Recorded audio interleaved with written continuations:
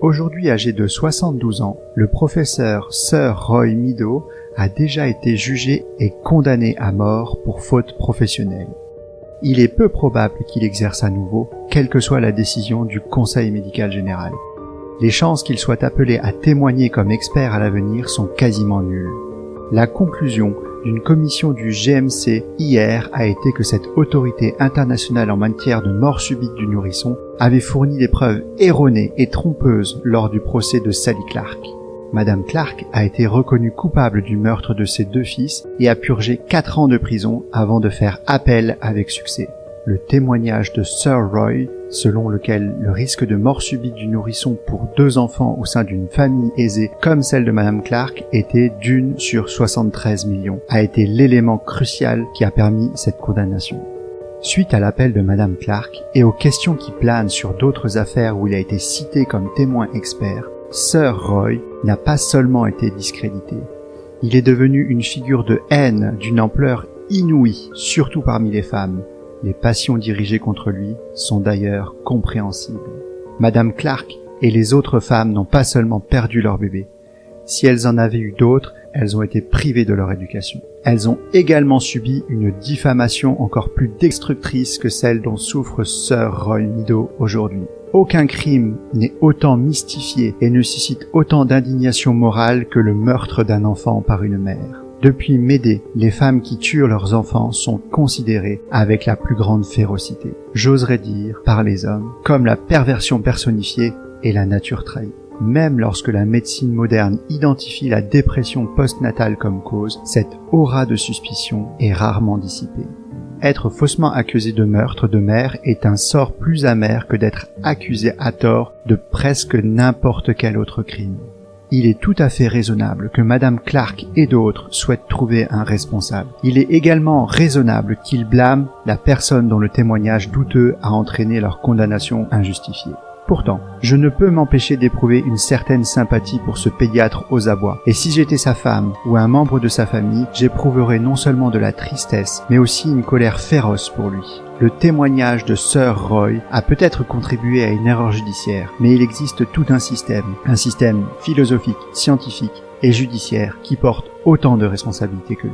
Personne, pas même les plus fervents détracteurs de Sir Roy, n'a suggéré qu'il ait délibérément cherché à tromper le tribunal dans l'affaire de Madame Clark. Non, son crime, quel qu'il soit, remontait à bien plus loin. Il devait devenir une autorité dans son domaine, puis développer une théorie érigée en orthodoxie par ses pairs. Cette théorie, le syndrome de Munchausen par procuration, offrait une explication à l'inexplicable. Pourquoi une mère tue-t-elle ou blesse-t-elle son propre enfant? Peut-être que Sir Roy a mal évalué les chances d'innocence de Madame Clark, ou simplement fait preuve d'imprudence, et il est juste qu'il soit appelé à rendre des comptes. Mais la plus grande responsabilité incombe à un système qui place un scientifique et une hypothèse au sommet, puis, avec le même zèle, démolit tout l'édifice.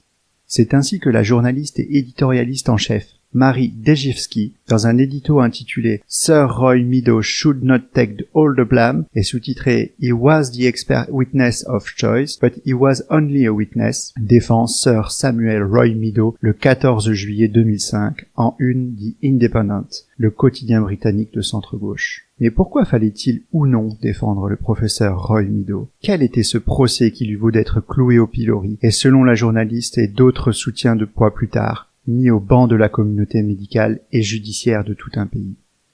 Comment se termine cette histoire? C'est le sujet passionnant de notre épisode du jour.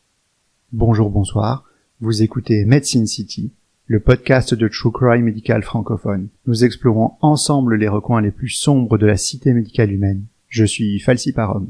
Et moi, je suis Bloody Nurse. Nous sommes mariés dans la vraie vie pour le meilleur et surtout pour le pire. Nous sommes de grands amateurs de podcasts, nous avons décidé ensemble de nous lancer dans cette aventure. Je suis préleveuse de sang professionnelle, fan de transfusion et enquêtrice amateur. Et moi, je suis médecin professionnel et comme Bloody Nurse, également criminologue amateur. Alors, si vous souhaitez nous entendre vous raconter les crimes, les scandales ou encore les affaires les plus sordides de la médecine, vous êtes ici chez vous. Je vais de suite faire une mise en garde pour vous, chers auditeurs. Compte tenu des sujets abordés, nous ne recommandons pas l'écoute de ce podcast à un public non averti. Nous essayerons de vous prévenir des moments les plus difficiles, même si l'idée n'est pas de faire dans le sensationnalisme. Ou le partage de recettes Funeste.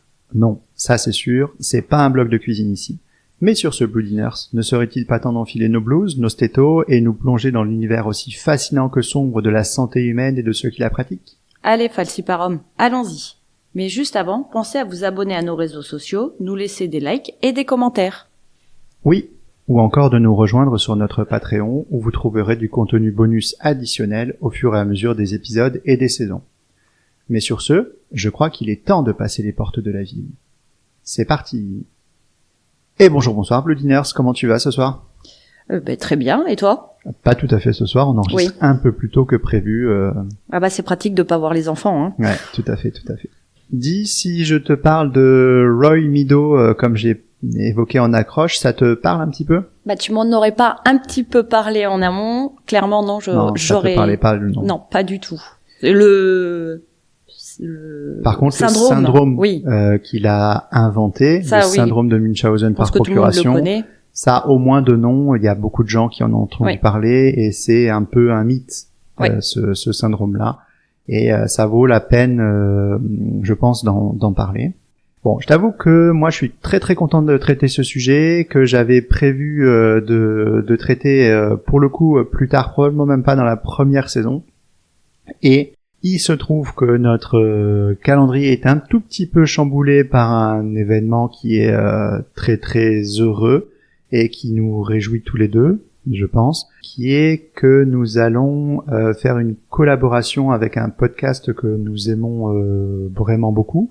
Et donc on va préparer 2 épisodes avec Philippe et San du Scénario du Pire, et que compte tenu des sujets qu'on va aborder et de ce qui va être traité avec nos amis belges, je ne pouvais pas, je pense, ne pas traiter maintenant le sujet de Roy Meadow et de ce qui s'est passé et du syndrome de Munchausen par procuration et de l'impact que ça a eu sur en particulier le système britannique, mais on va voir un petit peu sur l'ensemble, quoi. Mondial.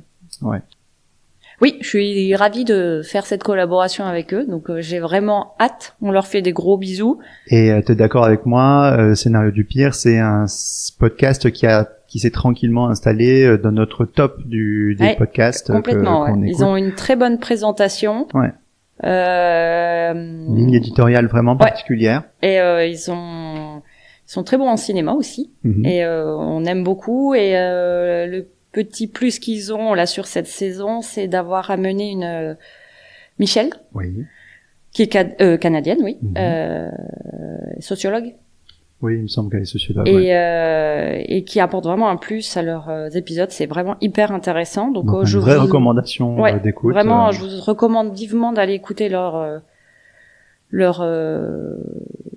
épisodes qui sont vraiment super chouettes, quoi. Et donc sachez que cet épisode ainsi que les 2 que nous allons faire ensemble constituent une sorte de mini-série qui traite d'une thématique donnée.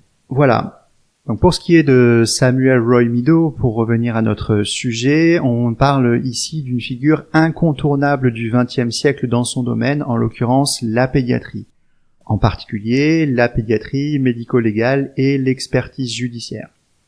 On parle ni plus ni moins que de l'inventeur, en tout cas du conceptualisateur du syndrome de Munchausen par procuration, le Munchausen by proxy, comme disent les anglo-saxons. Et on parle aussi de celui qui a inspiré et orienté les lois et pratiques de bon nombre de pays, en particulier les pays du Commonwealth, où est d'ailleurs est née l'expression loi de Meadow, qui a, comme on va le voir un peu plus tard, eu un impact significatif pendant des décennies sur des dizaines et des centaines d'histoires judiciaires.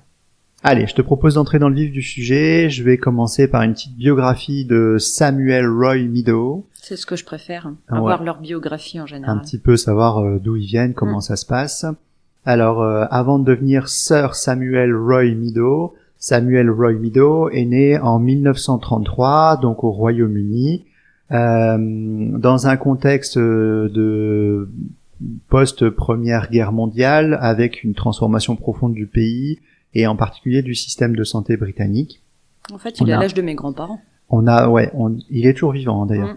Il y a peu d'éléments qui sont disponibles sur son enfance. Ça reflète une certaine discrétion, et puis c'est une génération qui laisse moins de traces sur ces années-là.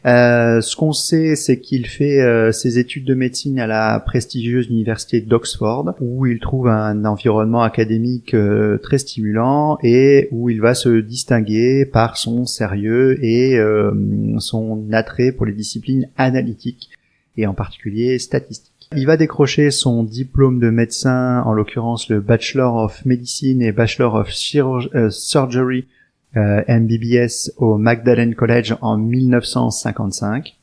Et il va s'intéresser assez précocement à la pédiatrie.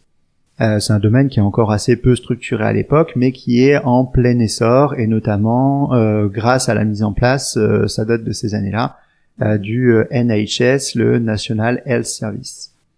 Mido, il est marqué par les situations de vulnérabilité extrême des enfants, donc il s'intéresse à la pédiatrie, mais plus spécifiquement dans la pédiatrie, il est vraiment marqué par cette vulnérabilité et ce qu'on fait aux enfants, et il est très très vite impacté par la complexité des diagnostics pédiatriques, en particulier donc les enfants hospitalisés, puisque c'est là où il fait sa formation. Et donc c'est naturellement dans cette discipline qu'il envisage de prolonger ses études et sa formation, et donc après avoir obtenu son premier diplôme de médecine, il va se spécialiser en pédiatrie à travers une formation dans plusieurs hôpitaux universitaires britanniques, à tel point que en 1960, il va réaliser une thèse de doctorat qui va porter sur les troubles de croissance chez l'enfant, et qui va l'amener à approfondir un petit peu les causes organiques et psychosociales des retards staturopondéraux. Donc on note déjà que dès sa formation et dès sa thèse, il est intéressé par une approche un petit peu biopsychosociale, comme on dit maintenant, qui donc dépasse stricto sensu un cadre purement médical pour s'intéresser un petit peu à l'environnement global, sur aussi dans quel environnement évolue l'enfant en l'occurrence. J'imagine tu vas en parler peut-être plus tard. Il va faire une formation psy aussi. Non, il va pas faire de formation psy, non. Sur le tas. Oui, ça va venir sur le tas.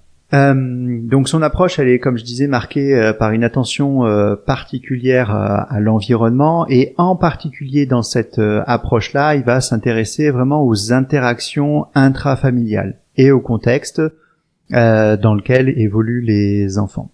Donc il obtient son doctorat, le fameux MD, en 1960, et obtient le Membership of the Royal College of Physicians la même année. À ce moment-là, il est vu comme quelqu'un de rigoureux, analytique, et qui est habitué ou capable de discerner des cas inhabituels, ce que les autres collègues voyaient comme des situations ordinaires. Il présente bien en fait. Ah mais franchement, tout ce qui est il va présenter bien tout au long de sa carrière. Il a l'air vachement bien pour les enfants, quoi. Enfin. Mais c'est quelqu'un de, à mon avis, fondamentalement bien en fait. Trop. On va voir. On va voir où est-ce que ça a dérapé et comment ça se passe. Donc une fois qu'il a eu son doctorat en médecine, Roy Mido gravit progressivement tous les échelons hospitalo-universitaires jusqu'à devenir professeur de pédiatrie à l'université de Leeds.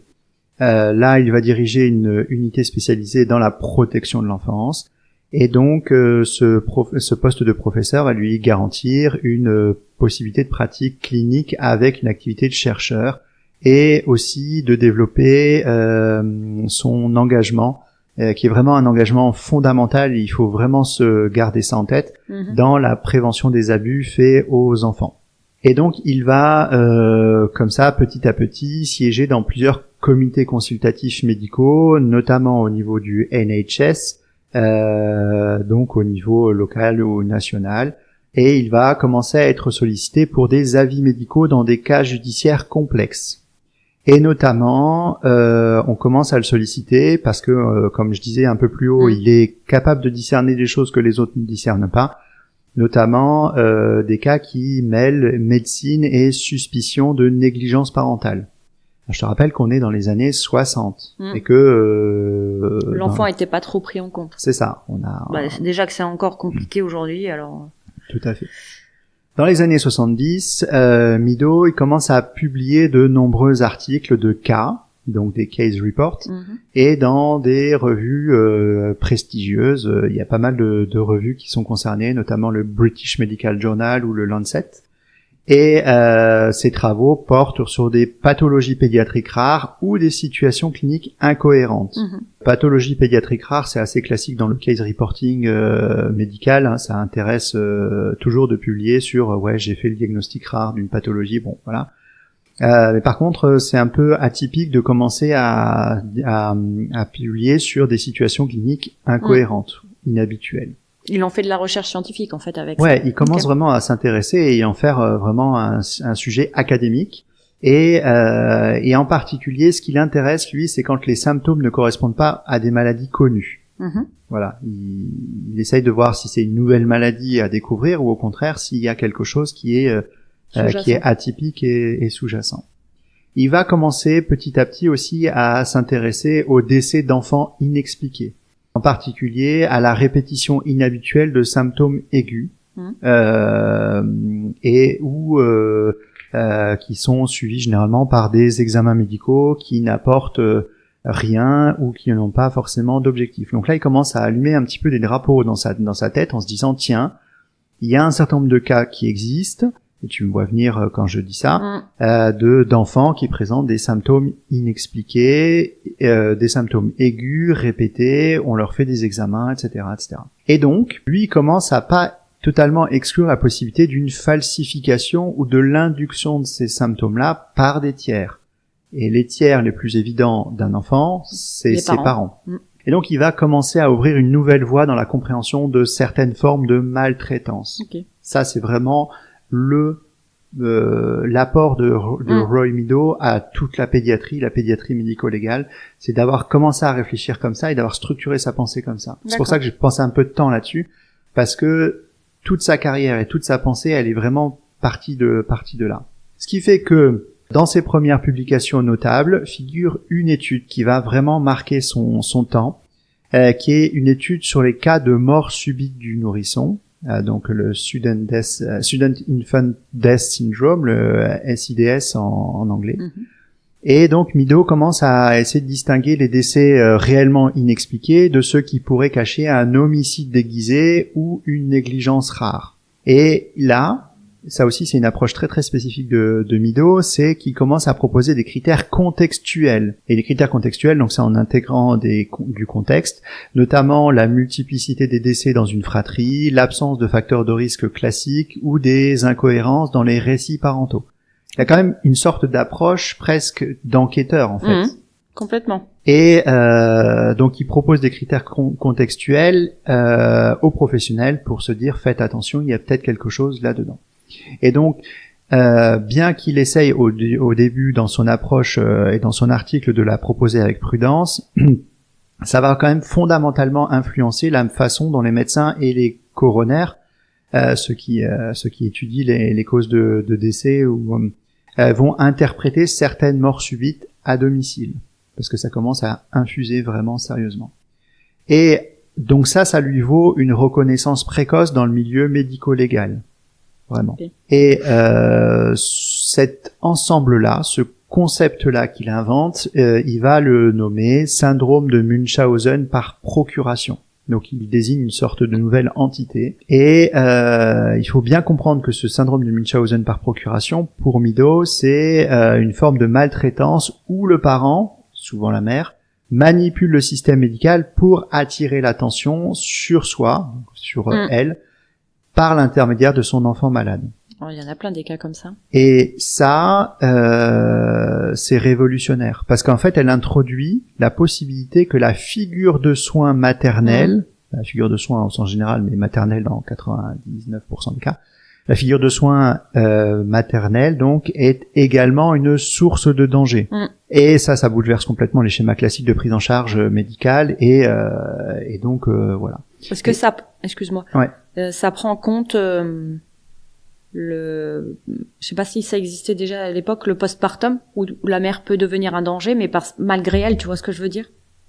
Alors ça c'est. Est-ce que ça rentre dedans? Non, pas là. Pas comme ça. Tu D'accord. parles de la dépression du postpartum Oui, et la des dépression conséquences ouais. de ça. Non, il prenait pas en compte ça. Parce que si ça se trouve, il y avait des cas comme ça aussi. Oui, mais en fait, mais est-ce que ça existait déjà à cette époque? Alors, ça existait déjà, c'était pas conceptualisé par contre. D'accord, ok. Parce que ça a toujours existé, la dépression du postpartum, mais ça c'est... Oui, mais est-ce que c'est le concept même, non. le nom, quoi, tu vois, non, et la prise en charge, parce que la prise en charge de la dépression postpartum, tu vois? Oui, non. Bon. Et pour le coup, son concept se diffuse rapidement aux États-Unis, au Royaume-Uni, à l'international, et en particulier, donc comme je disais en accroche, dans les pays du Commonwealth. Il va être diffusé dans les manuels de médecine légale, dans la littérature pédiatrique et intégré dans beaucoup de protocoles de protection de l'enfance. Mais c'est bien.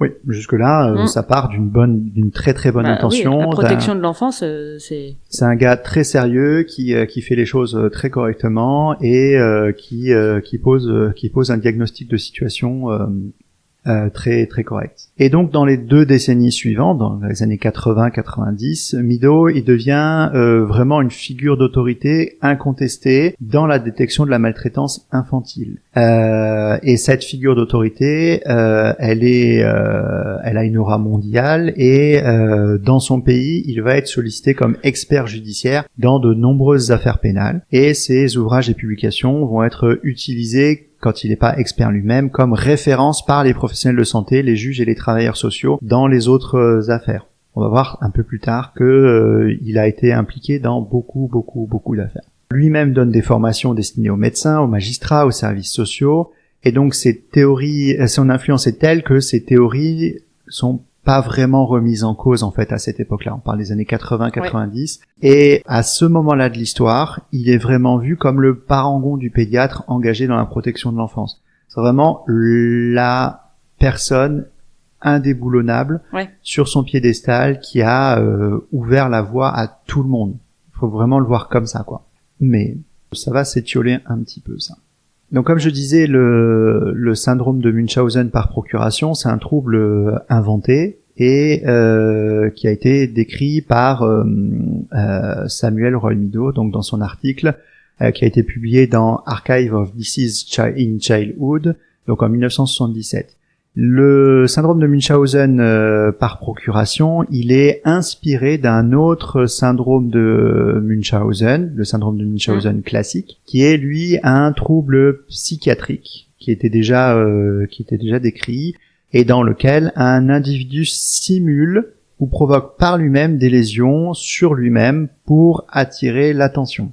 Alors pour ceux qui sont un peu curieux, ça vient d'une vieille histoire qui est originaire du XVIIe siècle, je crois, dans la littérature et qui décrivait que le baron Munchausen, dans une histoire, se faisait ce genre de blessure. Et donc le mécanisme, c'est un parent, généralement la mère, qui fabrique ou induit les symptômes chez son enfant. Okay.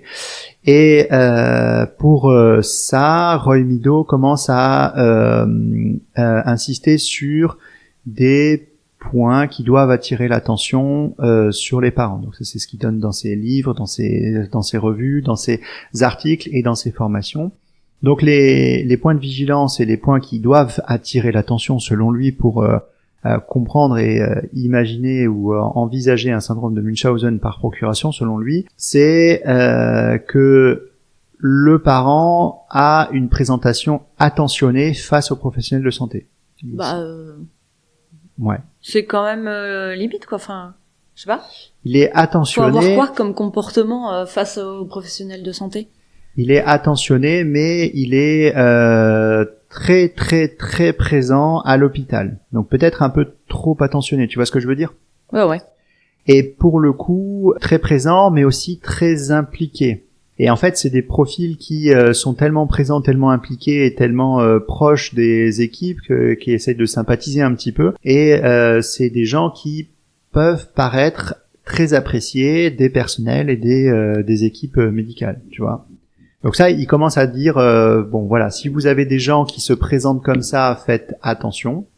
Et accessoirement, si l'enfant présente des symptômes inexpliqués ou incohérents d'un point de vue médical, et en particulier si ces symptômes sont récurrents, donc en gros, si l'enfant n'a pas de maladie en particulier chronique, mais qu'il a, ou alors qu'il a une maladie chronique, mais qu'il a des symptômes qui se surajoutent et qui sont inexpliqués ou incohérents avec le tableau classique. Quand il y a une amélioration nette des symptômes quand l'enfant est séparé du parent suspecté, en particulier lors des hospitalisations, et quand le parent a un comportement inapproprié, et notamment si pendant les soins on constate que le parent attire un peu trop l'attention à lui, ou alors qu'il a une connaissance excessive du milieu médical. Bon, ça se discute. Et ou surtout des récits contradictoires. C'est pour ça que je te disais, il y a une approche un peu c'est un ensemble. Enquêteur, ouais. Donc c'est un enquêteur. C'est pas juste et donc pour illustrer son propos, en fait, dans son article fondateur,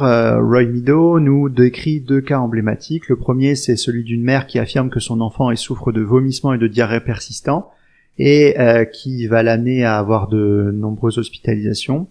Au final, il va se rendre compte que elle lui administre volontairement des substances laxatives à haute dose et qu'elle provoque les symptômes.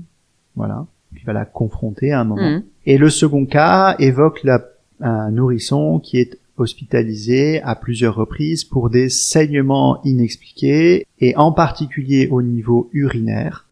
Et en fait, Meadow et l'équipe ont réussi à confronter la mère en la voyant ajouter discrètement du sang aux urines de l'enfant. C'est dégueulasse. À l'aide de seringues qu'elle se prélevait sur elle-même et qui avait conduit à des examens invasifs inutiles. C'était ses règles qu'elle prenait? Non, c'est du sang de ses veines. C'est quand même dégueulasse. Les 2 cas sont dégueulasses. Ouais.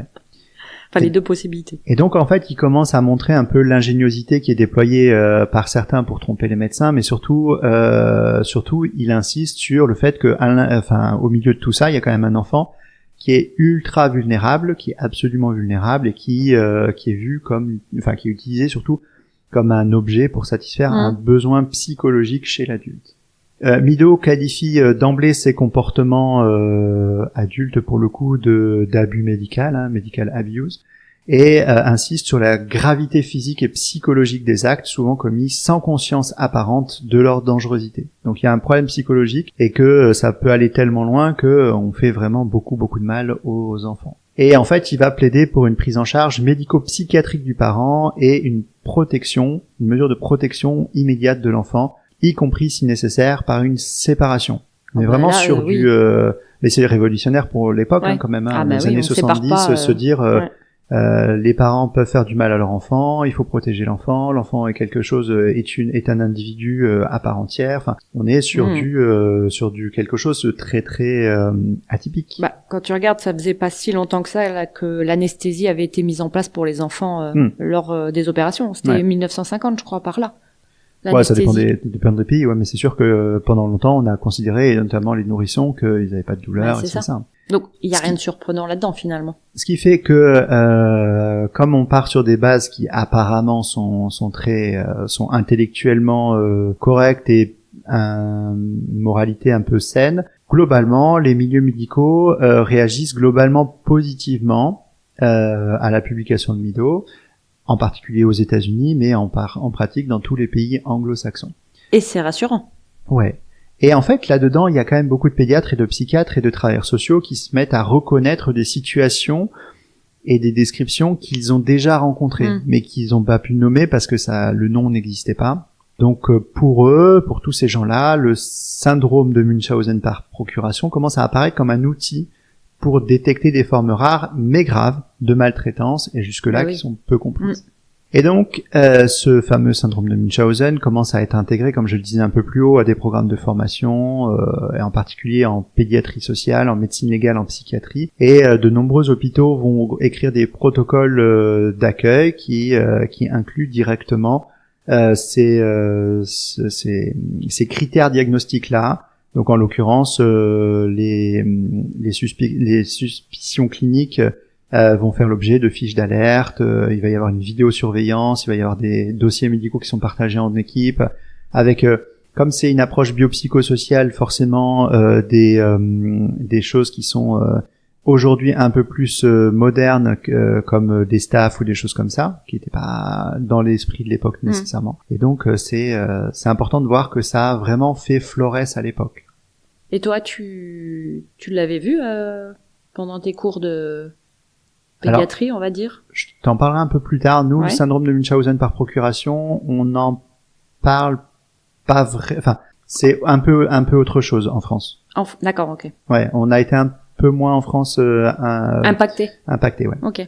Mais c'est quelque chose que j'ai entendu, oui, ça c'est sûr. Munchausen plus que le Munchausen par procuration. Et en fait, dans les années 80, il y a quelques voix quand même qui commencent à s'élever et qui émettent des petits doutes ou alors qui disent attention, pas trop s'emballer, etc. Et en particulier, tu m'en parlais tout à l'heure et c'est pour ça que je t'ai dit on en parlera un peu plus tard. La réception dans le milieu psychiatrique. Ouais. Alors pas pédiatrique, psychiatrique, Ouais. mais psychiatrique.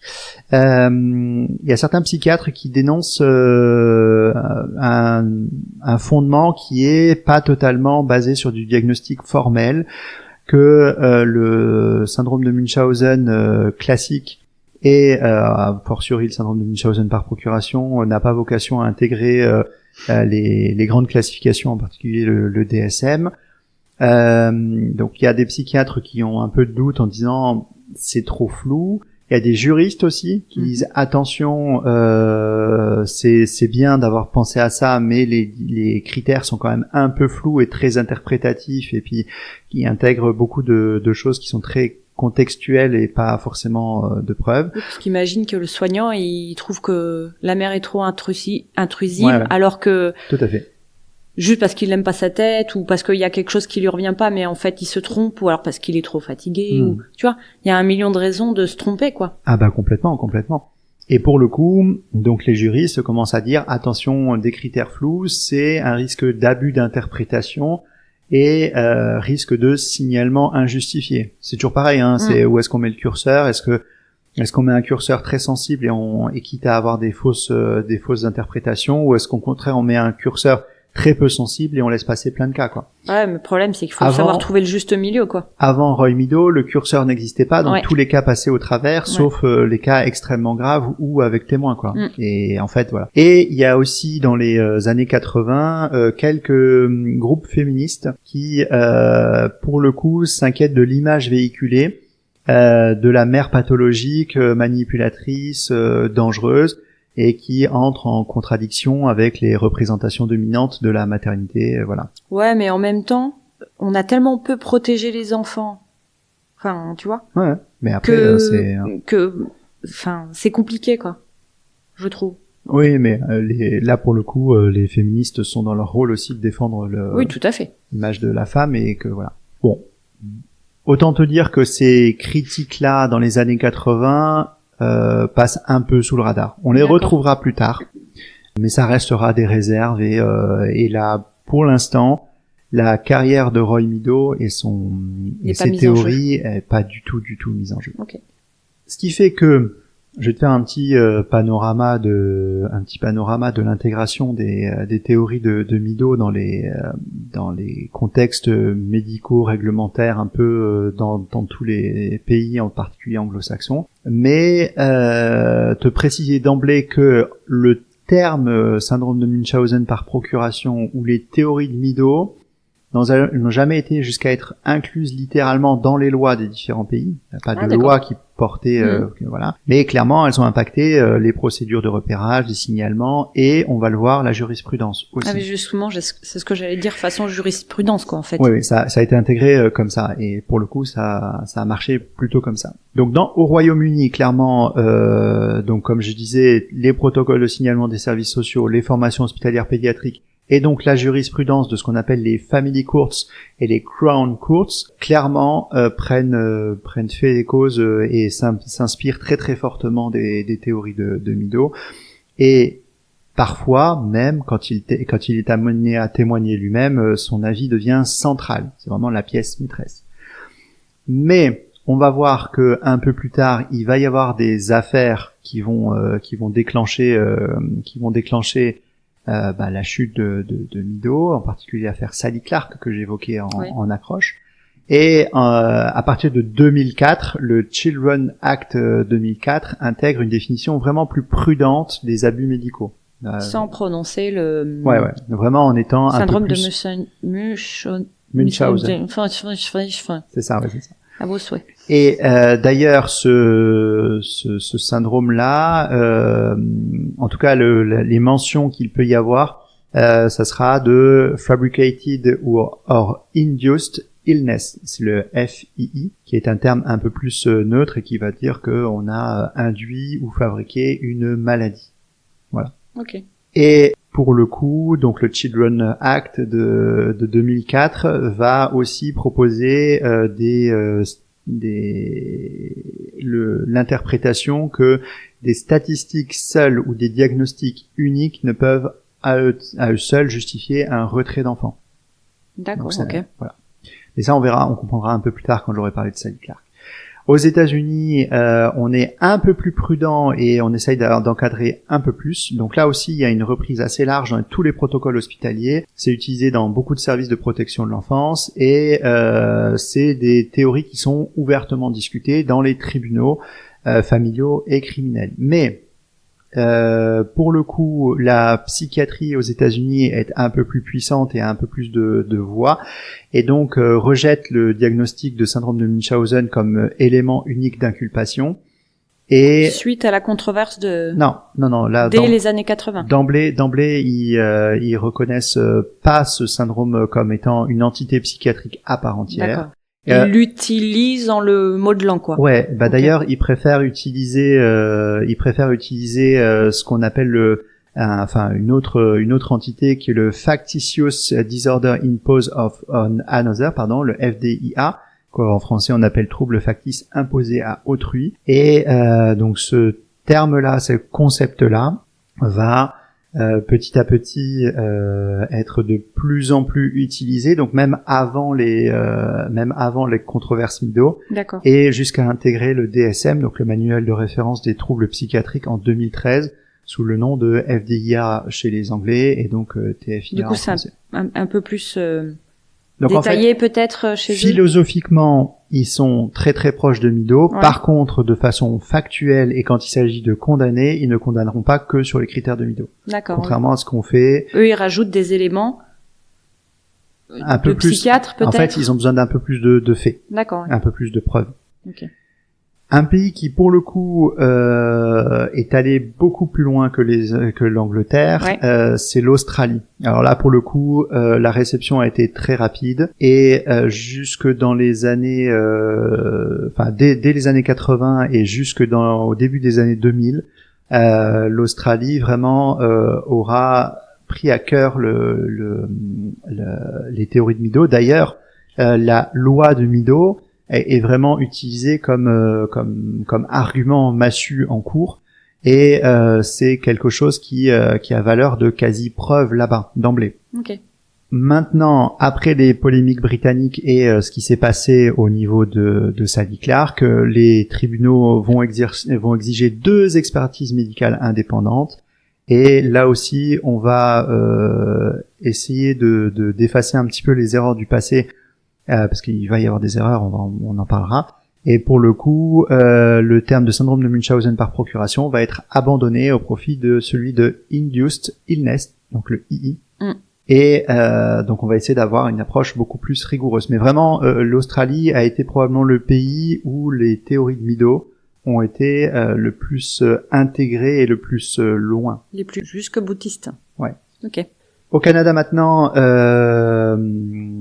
le terme était utilisé de façon assez large par pédiatres, centres hospitaliers universitaires, les psychologues judiciaires. Par contre, il était utilisé comme un élément de langage et presque de vulgarisation dans les tribunaux. Dans les tribunaux, il y a toujours, c'est un peu l'approche américaine, il y a toujours une sorte de rationalité qui fait que a besoin d'éléments factuels et non simplement d'une étiquette diagnostique. Oui. Voilà. Mmh. Étiquette diagnostique qui était trop floue et trop critiquée pour qu'elle puisse à elle seule justifier des condamnations. Ça, j'aime bien. C'est une approche pour le coup basée sur le côté les expertises et contre-expertises. Là, c'est la culture de l'expertise contre-expertise qu'on avait évoqué un peu dans notre épisode sur Daubert pour comprendre un peu la philosophie du système judiciaire, quoi. Et d'ailleurs, ça a été confirmé dans les années 2000 par plusieurs arrêts de la Cour suprême qui disait que le simple soupçon d'un syndrome comportemental, quel qu'il soit, donc en particulier le syndrome de Munchausen par procuration, ne suffisait pas à justifier une condamnation ou même un placement. Oui. Donc du coup, ça a vraiment eu un impact un peu plus modéré au Canada. Voilà, très modéré, quoi. Ouais. C'est ça que je voulais dire. Bon, dans les esprits, un impact fort, notamment sur le changement de perspective. Je pense que quel que soit le pays, ça a eu un impact fort sur le changement de perspective en se disant c'est possible. Il existe des cas de maltraitance non visibles. Il existe des cas de maltraitance non physique. Ça a changé clairement la perspective de tout le monde. Par contre, qu'est-ce qu'on en a fait derrière? Est-ce qu'on a fait un diagnostic isolé, etc.? C'est là où ça a été, voilà. Et comment on a exploité ce diagnostic? C'est là Après, où c'est au cas par cas, de toute façon. En France, on retrouve le concept intégré dans la littérature médicale, pédiatrique, etc.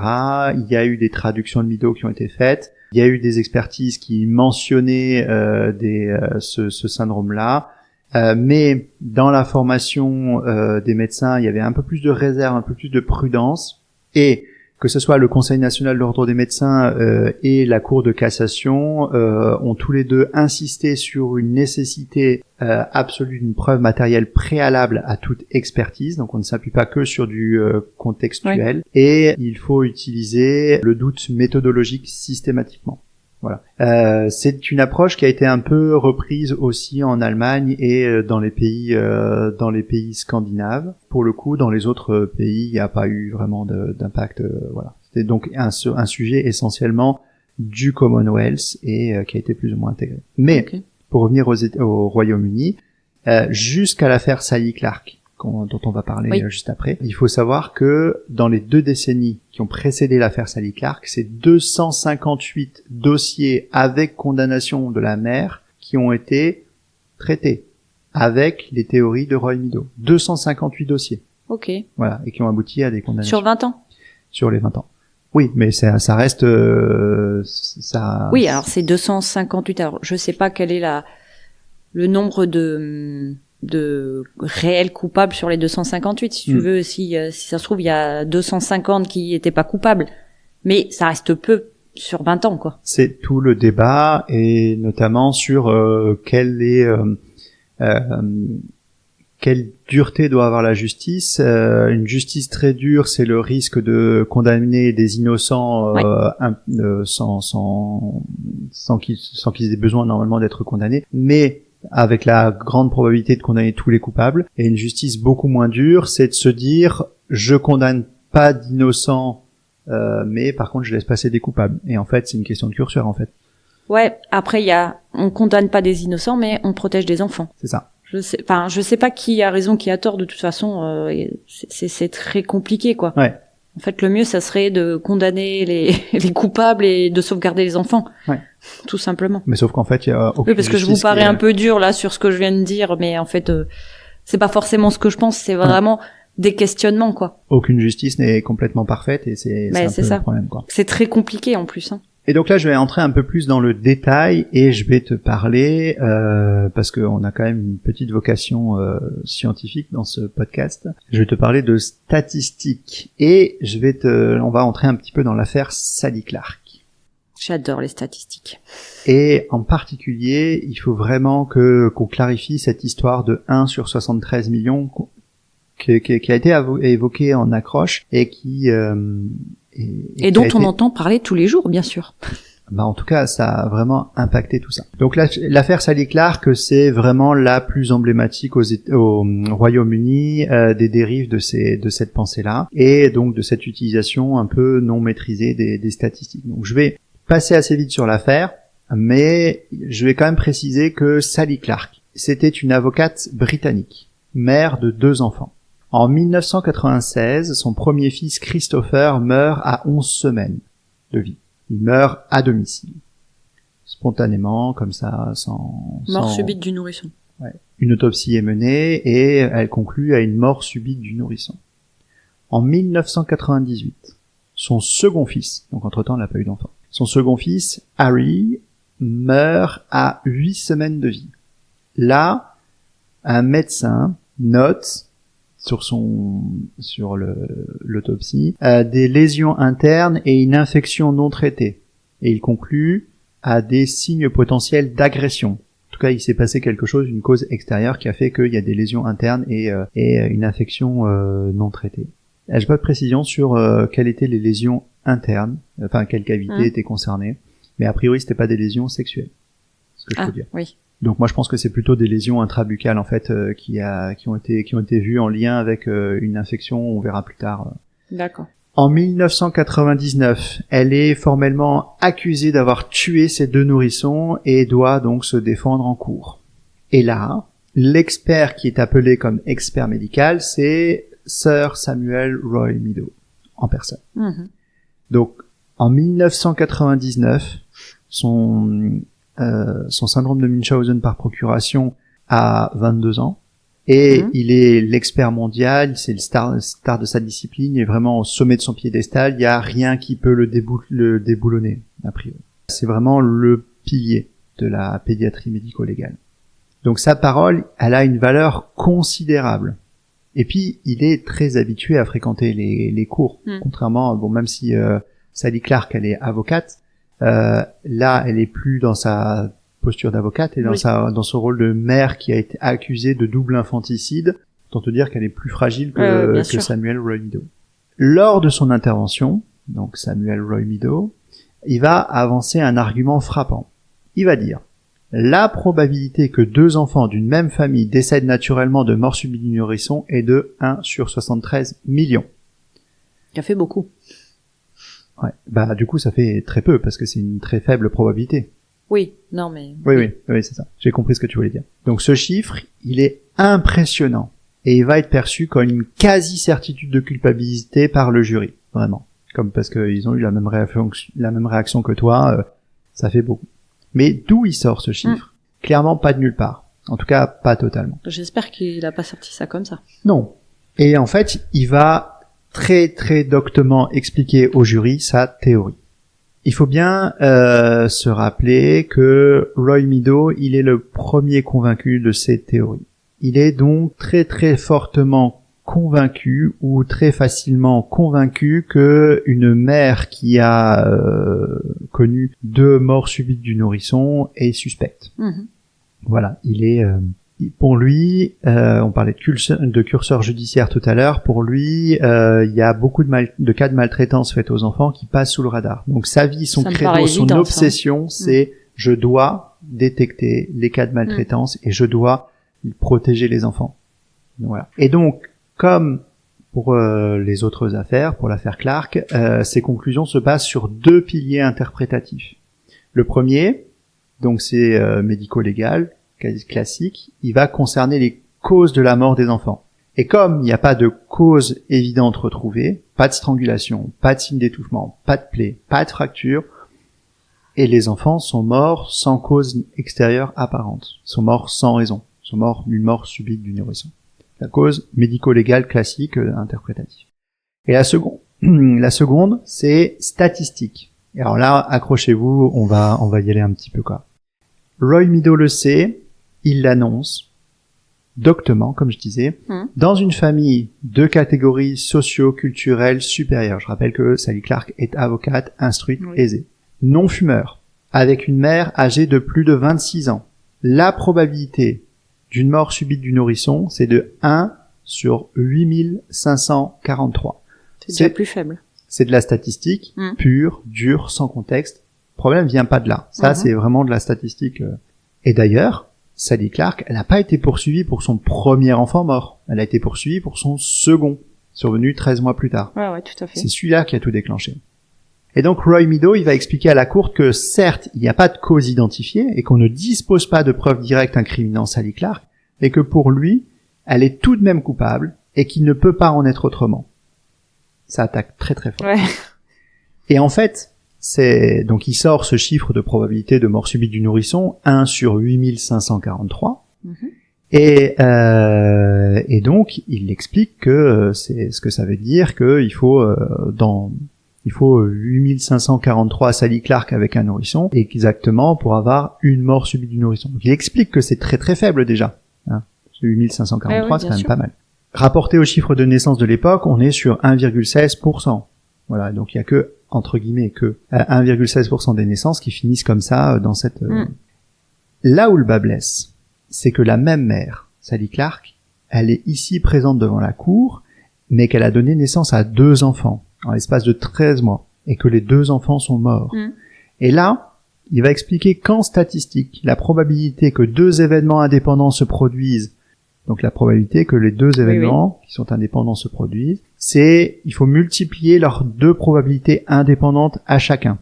Donc là, il va dire, en gros, la probabilité pour avoir 2 morts subites de rang, ben, c'est le produit de chaque une des probabilités de mort subite. Donc il va dire 8543 multiplié par 8543, ça fait 13 millions, messieurs, mesdames les jurés. 73 millions, pardon. Ok. Et donc, il y a une chance sur 73 millions pour que ça soit arrivé. C'est exactement ce qu'il dit au juré. Mais tu vois, c'est là où je vois qu'en France, c'était différent parce que si tu veux, je sais pas si tu te rappelles, j'ai un de mes cousins qui est décédé de la mort subite du nourrisson en 82. Et moi, je suis née en 86 et en 86, j'ai failli mourir aussi. J'ai été bleue, enfin voilà. Et du coup, comme j'étais la 2e dans la famille, ils m'ont envoyée à Bordeaux à l'époque pour justement faire des recherches d'ordre familial, de génétique, pour trouver s'il y avait un rapport. Donc du coup, finalement, l'approche française est un peu l'approche différente, française était différente. Et il y a eu des recherches d'ordre génétique. J'imagine, alors j'ai pas le détail. Je sais juste que je suis revenue en vie. Et que t'es toujours là pour nous en parler. C'est ça. Mais du coup, l'approche française est vraiment différente de l'anglo-saxonne, quoi. Par rapport à ce que dit Roy Meadow, quoi. C'est vrai. Mais il fait pas que des stats, Roy Meadow. Il ne donne pas que des stats au jury. Il va conclure par ce qui était devenu son mantra à l'encontre des parents maltraitants. Et ce mantra, c'est devenu une sorte de slogan qui disait « Une mort subite d'enfant est une tragédie.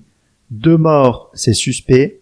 Et 3, c'est un meurtre jusqu'à preuve du contraire. » Ce que je viens de vous dire là, c'est ce qu'on appelle la loi de Meadow. Et en particulier, c'est quand on évoque dans des dossiers criminels, pour ceux qui s'intéressent au true crime, la loi de Meadow, c'est exactement ça. 1 mort d'enfant est une tragédie, une mort subite. 2 morts suspects, et 3, c'est un meurtre jusqu'à preuve du contraire. C'est extrêmement violent comme approche, et très radical. Et donc, le jury, il va oublier le manque de preuves, il va pas entendre la mère crier son innocence, il ne va retenir que ce ratio prononcé et la voix du célèbre et intouchable professeur. Une chance sur 73 millions. Et le jury, en sa qualité de jury avec des gens tout venant qui sont pas des scientifiques, etc., va entendre, va vraiment comprendre, il y a une chance sur 73 millions que Sally Clark soit innocente. Comme ça qu'il va l'interpréter le jury. Et Sally Clark va être condamnée. Elle était à vie. Dès l'arrivée de Roy Meadow, elle était déjà condamnée, quoi, en fait. Parce que ils étaient plus dans l'écoute. La loi de Meadow, elle est terrible. Ah ouais. Elle est extrêmement jugeante. Mais Meadow, il a commis 2 erreurs assez subtiles de probabilité. Il a supposé que si un enfant d'une famille décède du syndrome de mort subite du nourrisson, il y a ni plus ni moins de probabilité qu'un autre enfant décède de la même manière au sein de la même fratrie. Et donc, on considère que ces événements sont indépendants en statistique. Mais en fait, il y a de nombreux biais qui fait que, nombreuses raisons qui fait que il y a 2 événements les 2 événements peuvent ne pas être indépendants. Et il peut y avoir des caractéristiques différentes au niveau de la famille. Il peut y avoir des facteurs génétiques. Tu parlais de ton histoire tout à l'heure, voilà. Des facteurs environnementaux, des facteurs d'autres choses, même des facteurs inconnus. On peut parfois se mettre à chercher des facteurs inconnus. Et donc dans le dossier Clark, lui, il a considéré que quoi qu'il arrive, il n'y avait pas de facteurs, que les 2 facteurs étaient complètement indépendants. Donc la probabilité était très très faible. Et il a également commis ce qu'on appelle l'erreur du procureur. À savoir que il a énoncé sa théorie, il a énoncé ses statistiques et il a invité le jury à réfléchir sur le fait qu'il était hautement improbable que 2 enfants meurent de la mort subite du nourrisson. Mais il n'a pas contrebalancé son argument par d'autres probabilités. Et il y a eu aucune comparaison pertinente qui a été fournie au jury. Et en particulier, la comparaison, est-ce qu'il est probable ou improbable qu'une mère tue son enfant, ou est-ce qu'il est probable ou improbable qu'une mère tue ses 2 enfants, qui est quand même une probabilité a priori assez faible. Oui. Alors, j'ai regardé un petit peu les chiffres de néonaticides au Royaume-Uni dans les années 90. Figure-toi que j'ai pas trouvé. Ah ouais? Non. Après, c'est pas des chiffres très très grands, donc voilà. Par contre, ce que je peux te dire, c'est qu'à l'époque, le taux de mortalité infantile dans le pays, c'est de 4,5 pour 1000. Donc, toutes les 1000 naissances, il y a 4,5 enfants qui meurent à moins de 1 an. Donc, rapporté au taux de naissance de cette année-là, de ces années-là, où on était à 730 000 environ, ça correspondait à 3200 décès de nouveau-nés chaque année. Ce qui veut quand même dire que dans 995,5 cas sur 1000, la mère ne tue pas son enfant. Eh oui. Plutôt rassurant. Oui. Maintenant, on va supposer pour le calcul que toutes les morts, absolument toutes les morts d'enfants, le sont du fait de leur mère infanticide. Donc il y en a 4,5 pour 1000, on va supposer que ces 4,5 pour 1000 soient vraiment les mères qui veuillent tuer leur enfant. Bon. Donc t'imagines bien qu'on surévalue très très largement la statistique. Ça fait beaucoup quand même. Mais quand bien même ce serait le cas, en prenant les mêmes arguments et les mêmes biais que Roy Meadow, il aurait trouvé qu'il y avait une chance sur plus de 16 milliards, plus 73 millions, 16 milliards, pour que Sally Clark soit coupable, vraiment en prenant exactement les mêmes biais statistiques que lui. Donc là, déjà rien que s'il avait mis ça dans les mains du jury, le jury aurait pu tiquer un peu. Ça n'a pas été le cas. Et de toute façon, quoi qu'il arrive, on est sur des taux 1000, 100 000, 10 000, 1 million de fois plus faibles, parce qu'on est vraiment sur quelque chose d'un peu plus faible. Pour te donner une idée, et donc il n'existe pas des statistiques dans les années 90, par contre dans les années 80 il y a des statistiques et on est sur 40 à 50 cas annuels de meurtres de nourrissons. Ah quand même. Sur 730 000 naissances. Oui. Oui, on revient au rapport. Oui. Donc voilà. Qu'importe les chiffres, en fait ce qui compte c'est que le jury lui les a pas eus, il les a pas su, il n'était pas probablement en mesure de les produire lui-même, donc l'information a été tronquée, biaisée. Et donc l'insistance que Roy Meadow a eue sur le 1 sur 73 millions et son mantra « une mort subie du nourrisson est tragique, 2 morts sont suspectes et 3 morts constituent un meurtre sauf sous preuve du contraire », on fait mouche, forcément. Et c'est pour ça que ce chiffre 1 sur 73 millions, c'est vraiment devenu le symbole de l'usage biaisé de la science en milieu judiciaire et qui va jouer à la fois un rôle décisif dans la condamnation à perpétuité de Sally Clark, mais on va voir que dans sa réhabilitation et dans son second procès en appel, ça va jouer aussi une preuve. Parce que ce calcul, c'est vraiment une faute. C'est un crime, sinon judiciaire, au moins médical ou éthique, vraiment. Et ça, c'est un peu frustrant, parce que là, il viole un principe fondamental qui est donc le fait de présenter comme indépendant des événements qui sont en fait dépendants et qui oublie les facteurs génétiques, environnementaux, sociaux qui sont partagés. Il oublie même, et ça il le savait, que au sein d'une fratrie où il y a eu une mort subite du nourrisson, à ce moment-là, la probabilité qu'un second soit également victime, elle augmente. Ah ben c'est ce que je te disais. Voilà, mais ça il le savait et il l'a pas dit et il a tronqué la preuve. Il voulait pas le dire. Il était trop convaincu par ses théories. C'est ça qui va le faire chuter. Et donc Sally Clark va commencer donc elle est condamnée tout simplement, il y a pas de suspense. Ce qui est étonnant par contre dans son procès, c'est qu'il n'y a pas eu de contre-expertise, il n'y a pas eu même de critique. Pour te donner une idée de quel poids il avait, Roy Meadow, le chiffre n'a même pas été critiqué. C'était parole d'évangile, vraiment. Même l'avocat de Sally Clark, à moins qu'elle se représentait elle-même, mais... Non. L'avocat de Sally Clark, il a encaissé le chiffre en se disant... je peux rien dire. Je peux rien dire, c'est le plus grand expert du pays, en fait.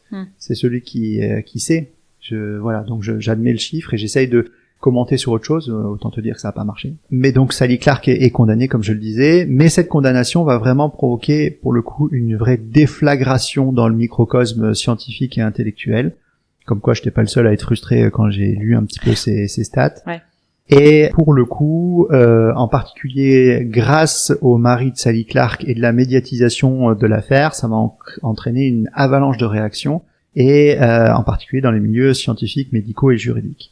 En 2002, donc ça se passe en 99, son histoire. En 2002, la Royal Statistical Society, la RSS, publie une déclaration officielle dénonçant l'usage du chiffre 1 sur 73 millions et qualifie le type d'estimation de gravement trompeur. Et elle alerte dans sa déclaration sur les dangers de faire intervenir des statistiques non contextualisées dans un procès pénal. Il y a des statisticiens de renom, en particulier le professeur Ray Hill et le professeur Philippe Dawid, qui prennent la parole pour expliquer que les méthodes utilisées étaient non scientifiques.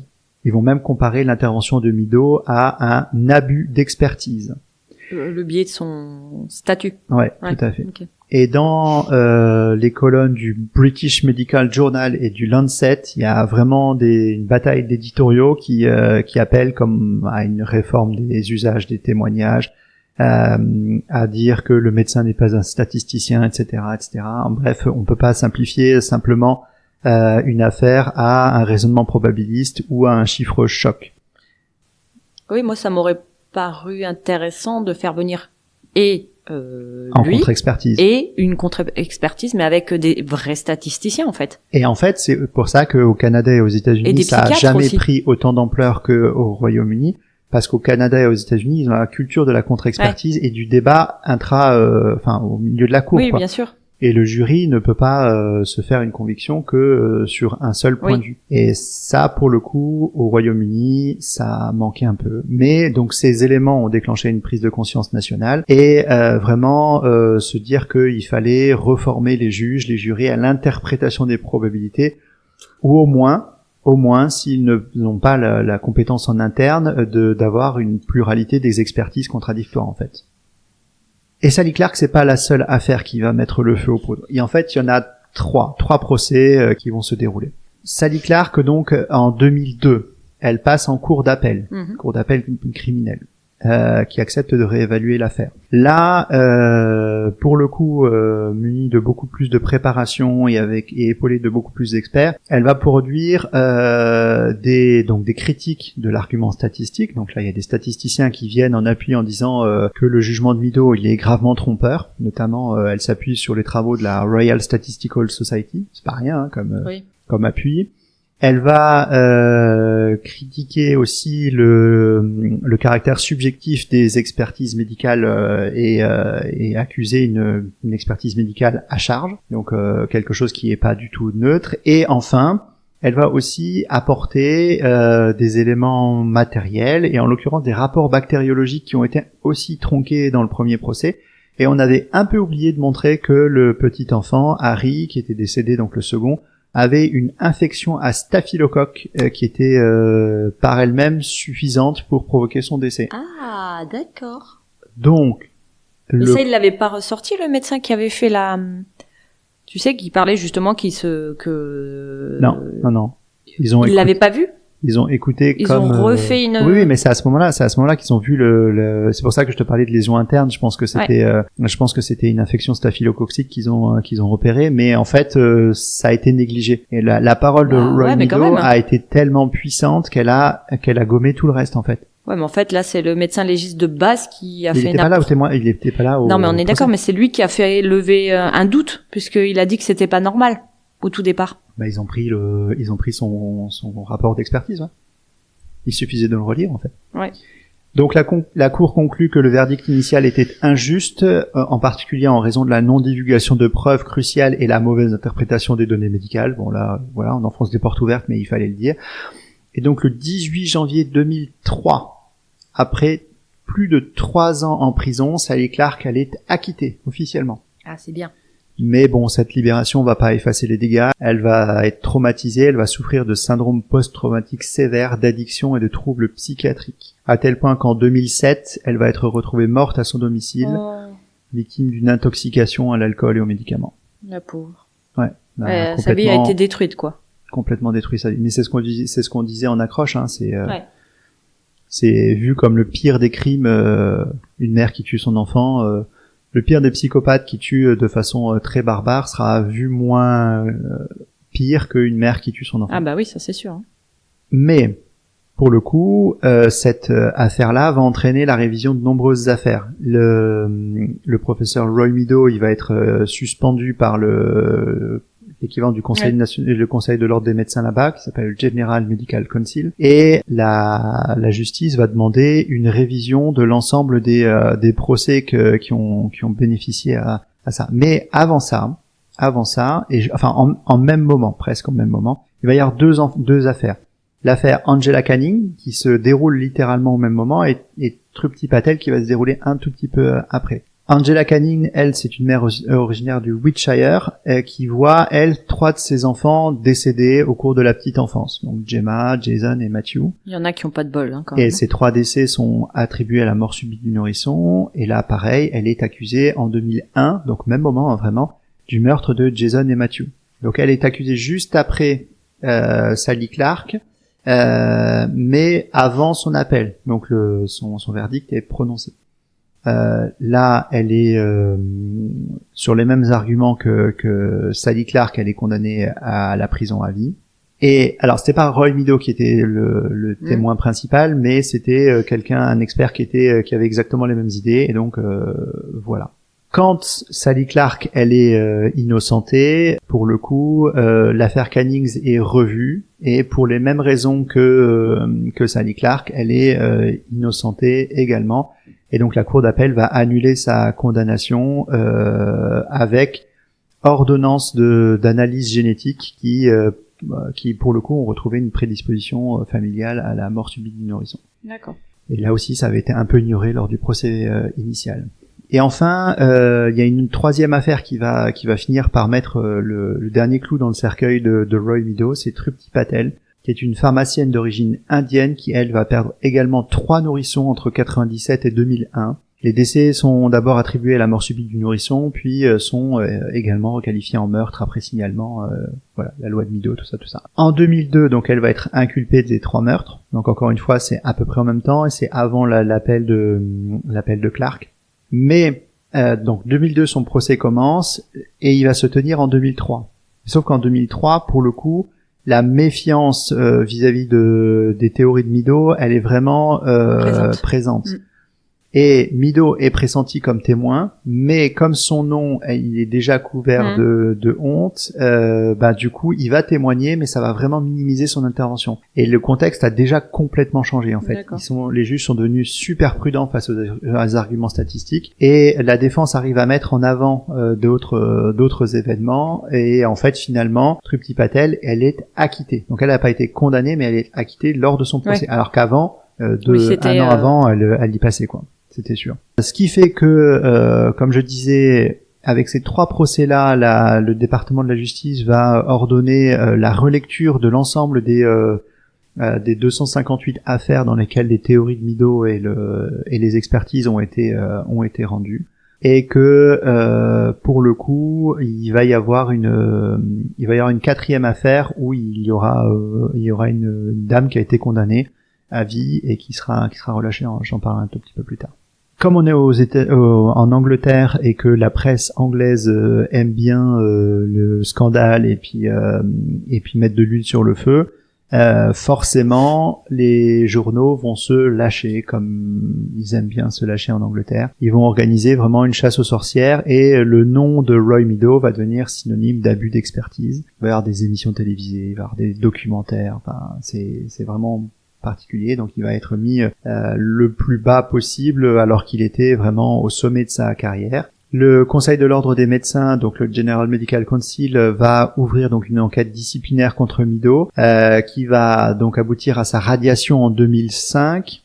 Et suite à un appel, il va proposer une réintégration partielle en 2006. Mais qui était une réintégration plutôt de forme, parce que il y a plus personne qui voulait l'embaucher, quoi. Plutôt technique et de forme, sans effacer les critiques. Et pour le coup,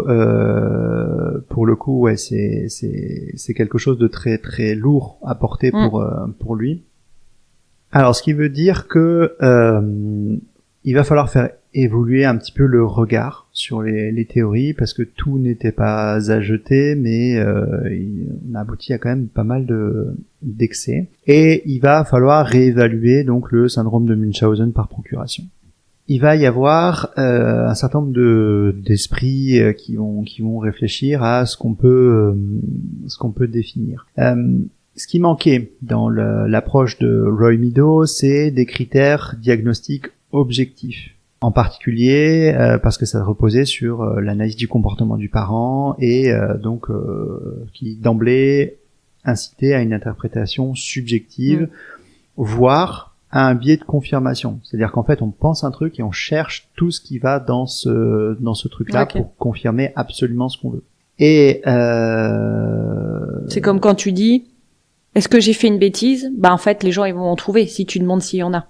C'est ça. Tu vois? Et en fait, les psychiatres qui vont se mêler un petit peu au débat vont dire que pour le coup, eux dans leur discipline, ils avaient pu montrer que un certain nombre de comportements parentaux dits suspects, comme par exemple l'insistance à obtenir des soins, la connaissance du jargon médical, l'angoisse extrême, peuvent aussi s'expliquer par un stress post-traumatique, un deuil mal vécu, un trouble anxieux sans intention malveillante. Bah oui.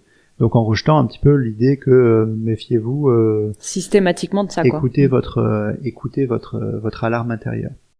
Et donc pour le coup, le syndrome de Munchausen par procuration a été en particulier par les psychiatres comparé à un diagnostic piège. Donc dans les années 2000, les sociétés savantes, par exemple le Royal College of Pediatrics and Child Health, ils vont revoir un petit peu la terminologie, ils vont réencadrer le concept et intégrer une démarche pluridisciplinaire. Et ce qu'ils vont faire, c'est déjà de supprimer le terme et de dire maintenant on va plus parler de syndrome de Munchausen par procuration, mais Fabricated or Induced Illness, le FII. Et pour le coup, ça devient la nomenclature officielle du Department of Health au Royaume-Uni.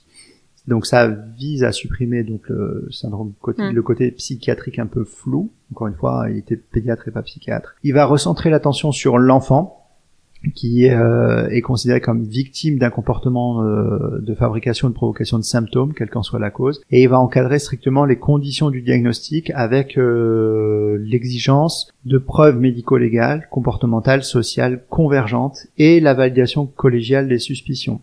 En gros, on essaye de voir tout, et on se met autour de la table et on essaye d'être d'accord entre il faut que tout le monde soit d'accord. Voilà. S'il y a un qui a un doute...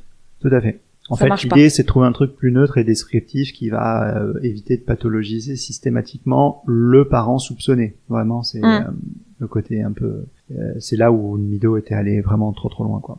Parce que il peut y avoir une fabrication consciente de symptômes, il peut y avoir l'induction réelle de maladie ou de traumatisme, et il peut y avoir des comportements intrusifs excessifs dans le parcours médical de l'enfant, mais sans intention malveillante claire. Et donc, le FII va provoquer un changement de doctrine judiciaire, et pour le coup, un seul témoignage d'expert ne suffira plus pour se produire en cours.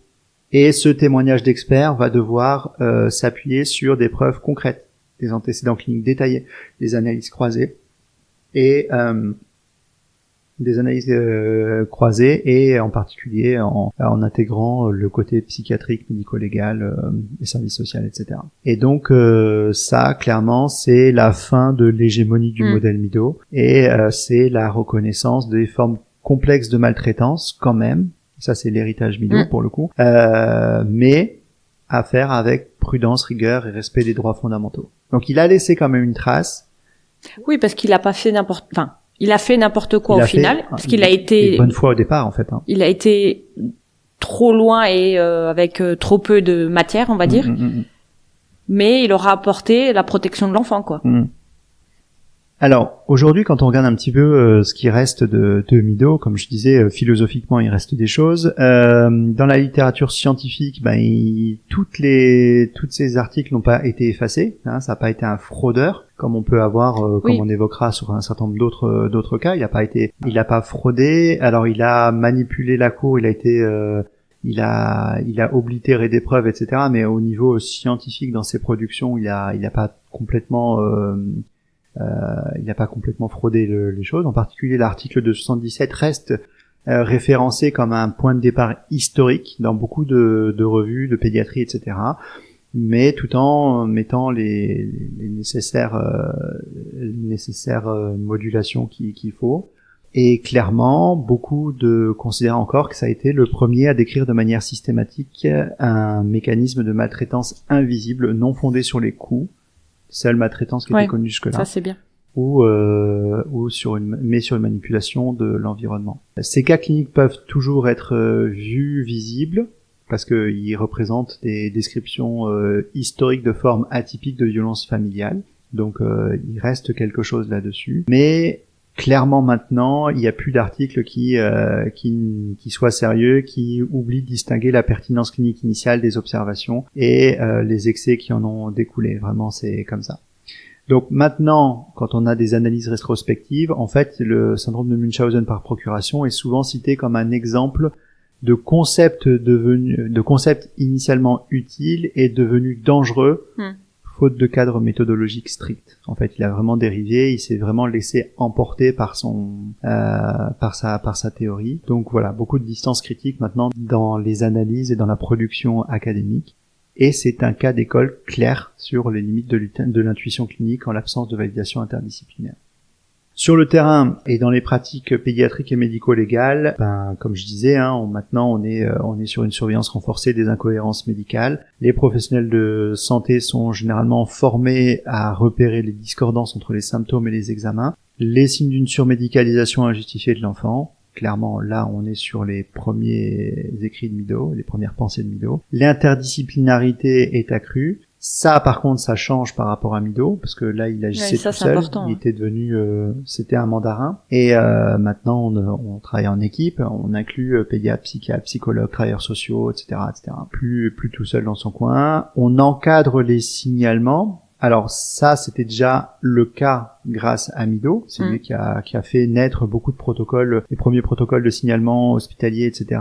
Ça a permis d'avancer beaucoup. Maintenant, les services hospitaliers ont continué cette démarche-là. Ça existe en France aussi. Oui.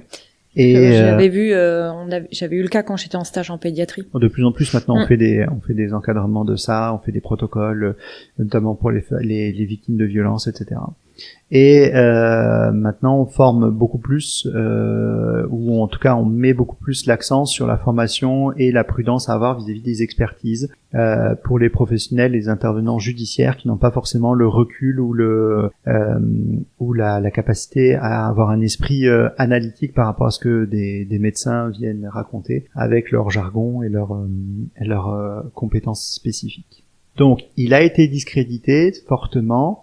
Mais ses préoccupations initiales, en particulier la préoccupation de l'enfant, vraiment sont encore intégrées aux pratiques modernes, quoi. Donc on pratique plus à la manière de Mido, mais quand même, il a pas rien laissé dans l'histoire de la médecine, quoi, tu vois. Donc c'est vraiment un héritage ambivalent, quoi. C'est un fondateur qui est devenu problématique, qui a été utile, mais qui est devenu dangereux, surtout quand il a perdu le contrôle. Il a reconnu son excès. Oui. Ouais. Oui, il a reconnu qu'il était allé trop loin. Non, il a pas reconnu comme ça.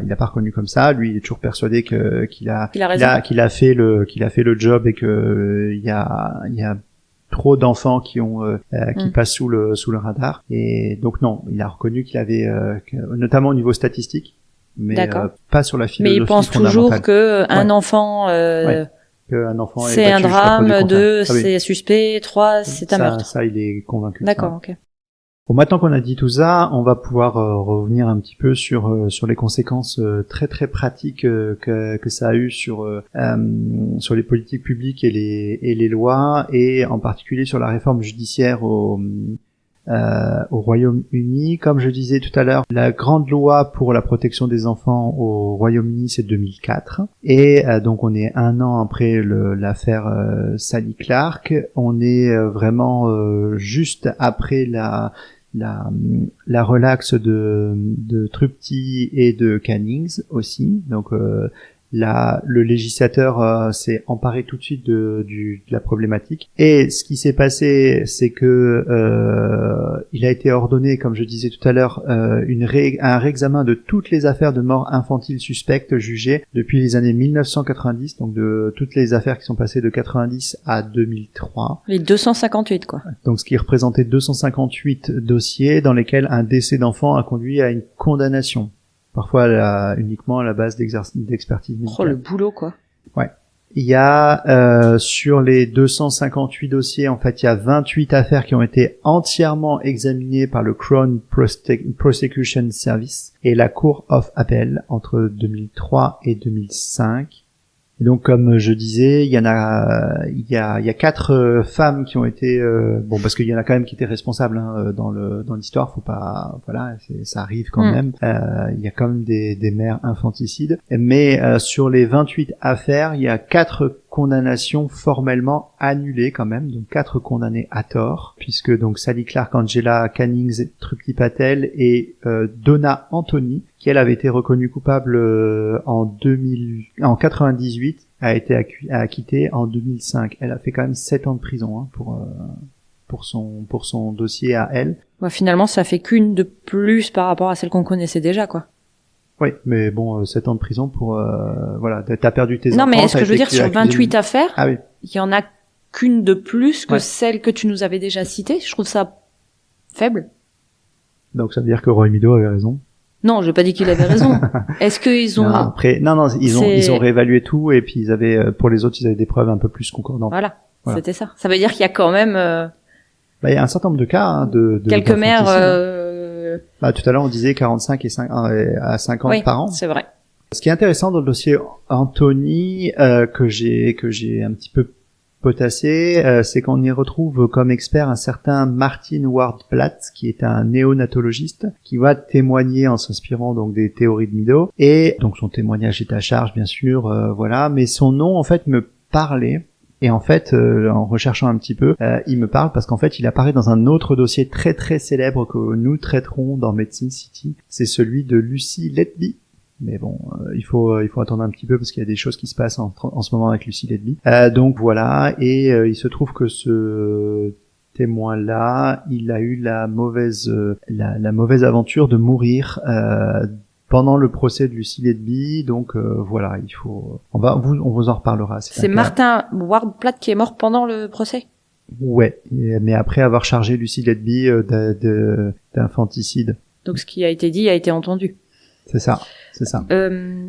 J'ai une question sur quand tu parlais des 250 dossiers, on va dire. Ouais. Est-ce qu'on prend en compte là aussi, alors pas le syndrome la dépression postpartum, mais des fois t'as le parent ou la mère qui prend l'enfant pleure, t'es un peu fatigué Les enfants secoués. Ouais. Ça c'est ça fait partie des enfants, aussi des ouais. OK. Mais pour le coup, s'il y a des lésions qui sont vues de cette nature-là, les mères sont condamnées et puis oui, non, mais on est d'accord, mais du coup ouais.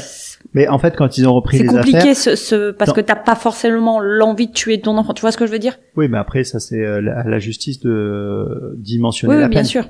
C'est pas un meurtre avec préméditation, c'est homicide involontaire, que sais-je, mais ça, c'est à la justice de D'accord, mais c'était pris en compte dedans, quoi. C'est ça que... en fait, ce qu'ils ont essayé de chercher, c'est est-ce qu'il y avait des preuves médico-légales, et dans le cas d'un enfant secoué, par exemple, il y a des preuves médico-légales. Il y a les preuves, oui, bien sûr. Dans le cas d'un enfant étranglé, il y a des preuves médico-légales. Voilà, c'est ce qui les a particulièrement intéressés, eux, c'est les cas de mort subite du nourrisson, donc tous les enfants sans preuve, et de voir s'il était possible d'innocenter ou pas la mère, quoi. Donc voilà, quatre dossiers qui ont été complètement innocentés malgré tout comme ça.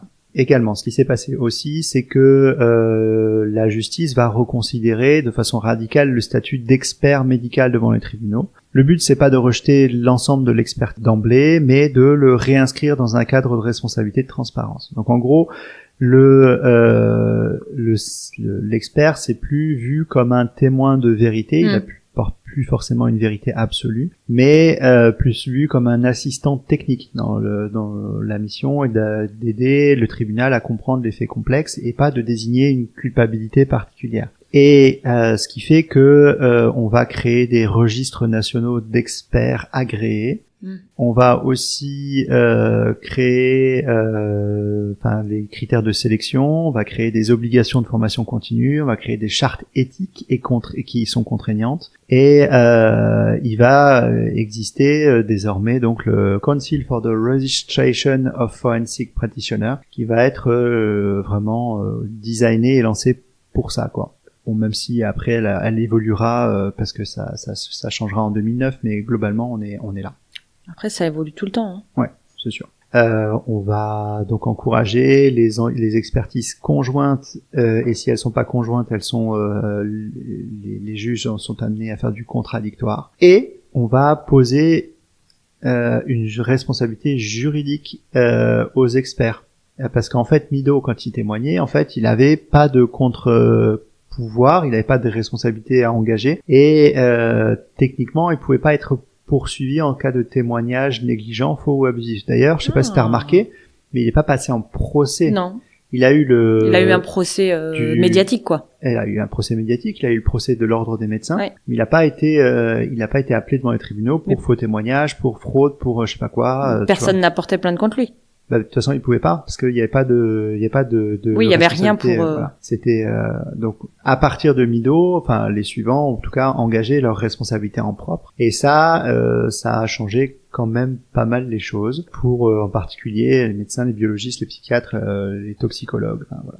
Et tout ça, c'était dans le but de protéger les intérêts fondamentaux des accusés, avec vraiment en se disant ça peut servir, mais ça doit pas servir que à charge et voilà. Comme je disais, il y a eu des conséquences sur Sally Clark qui a fini par se suicider dans sa salle de bain en 2007. Angela Cannings, elle, l'a témoigné un peu plus tard dans la presse. J'ai trouvé un témoignage de sa part. Elle raconte avoir perdu la confiance de son entourage, de son village, de son propre corps médical. Parce qu'il y a toujours ce doute qui est là quand même, non ? Ah oui, inhérent. Clairement. Et elle dira littéralement « J'étais morte socialement. Même si j'étais libre, les regards ne m'avaient pas quittée. » C'est horrible, quoi. T'as perdu tes enfants. Ouais.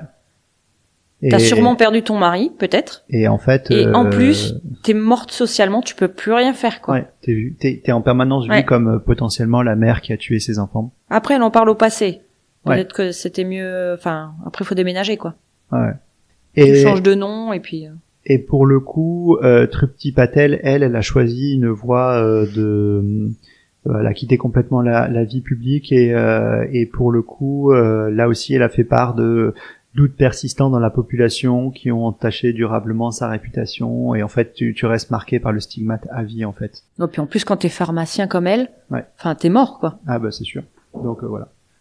Donc, ce qui fait que c'est un sujet pas banal, hein, quand même, le meurtre des enfants, les infanticides, les accusations vis-à-vis de leurs parents, en particulier des mères qu'on accuse de ça. Mais en même temps, il existe réellement des cas de maltraitance non visibles et non dus à des coups physiques ou des blessures physiques. Donc, c'est un peu ce que j'avais à dire sur le cas de Roy Mido, et je pense que c'était important qu'on en parle parce que c'est un sujet hyper complexe, parce que c'est une figure à la fois tutélaire incontournable qui a apporté considérablement à sa discipline, à son temps et à différents champs d'études, et en même temps c'est un nom qui est désormais complètement honni et qui a perdu toute crédibilité. À mon sens, il est allé trop loin, il était trop sûr de lui, je pense qu'il a été trop persuadé par ses propres théories, c'est vraiment laissé emporter. Et en fait, quand j'étudiais le dossier, à mesure que je découvrais le personnage, j'imaginais tout à fait certains de mes professeurs de médecine en mesure de se comporter exactement comme lui. Ah ouais? Vraiment. Tu pensais à certains en particulier? Vraiment, des attitudes de mandarins comme ça, qui sont tellement en haut de leur discipline et tellement sûrs de leur fait.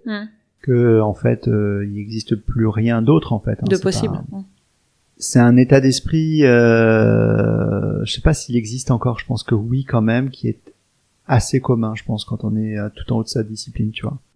Et surtout quand on est vu présenté, reconnu comme l'expert national, voire international de ce sujet-là. Ouais. Et donc, quand il s'est présenté au procès Clark, ben voilà, il était en haut de sa tour, quoi. Et donc, même si Roy Meadows est tombé, je pense qu'il reste, et ça c'est important, il existe des maltraitances intrafamiliales, Ouais. et que le sujet a quand même progressé, qu'il faut rester vigilant. Clairement, on travaille pas aujourd'hui comme on travaillait à l'époque, mais l'important c'est qu'on le sache, qu'on l'ait en tête, qu'on investigue, qu'on s'y mette à plusieurs, qu'on ait un regard à la fois clinique, mais aussi social, psychologique, environnemental. Et en fait, finalement, c'est un peu l'illustration de la méthode scientifique. Il n'y a jamais complètement toute la vérité qui est détenue par la science, et que c'est le temps qui fait que ça nous dit si la théorie était bonne ou pas, et que même des très très bonnes théories d'hier, faut savoir les démonter si les nouvelles sont meilleures. En fait, c'est tout l'intérêt de la médecine et de la science en fait, c'est que fut une époque la Terre était plate et aujourd'hui elle est ronde, quoi. Enfin, tu vas me dire, pendant très longtemps elle a été ronde, puis plate, puis ronde. Ouais, mais en fait, Et c'est que si les théories sont plus adaptées ou si d'autres sont meilleures, ben la science dit qu'il faut savoir les démonter indépendamment du personnage qui les a montés, quoi. Voilà, donc c'était ce que j'avais à dire sur Roy Meadows. Je crois qu'il est temps de conclure. Merci de nous avoir écoutés. Je félicite tous ceux qui sont parvenus jusqu'ici. Merci pour vos retours, vos écoutes, ça nous fait plaisir. Abonnez-vous sur nos plateformes. On est sur Spotify, Apple Podcast, Ocha et toutes les autres. N'hésitez pas à nous mettre des commentaires. Voilà. Et des likes et des étoiles ou sur Apple Podcast. On est aussi sur les réseaux sociaux. Sur Facebook, on est la communauté de Medicine City et Medicine City Podcast. Sur Instagram, Medicine City Podcast. Voilà, là aussi, vous pouvez discuter avec nous. Il n'y a pas de souci, nous faire des retours. Et je vous annonce pas les prochains épisodes parce que, comme je vous disais, il y a des chances pour qu'on les fasse pas totalement tout seul et qu'on les fasse avec nos camarades du scénario du pire. Je disais. Oui, donc du coup on part sur la pause estivale avec la fin. Du coup c'est le dernier épisode de la fin de la saison 1 qui sera plus courte que la saison 2 du coup puisqu'on a commencé en janvier. Donc on part sur du septembre à juillet. On va se recaler sur les enfants. Voilà, on se recale sur les enfants.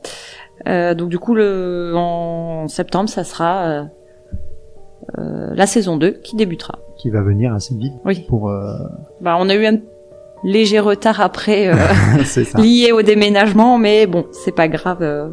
Merci d'avoir été très patient et de continuer à écouter malgré tout. Voilà.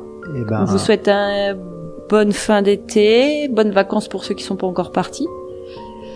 Et retrouvez-nous peut-être ailleurs. Restez à l'écoute des pulsations qui montent depuis les ruelles sombres de la ville. À bientôt. À bientôt.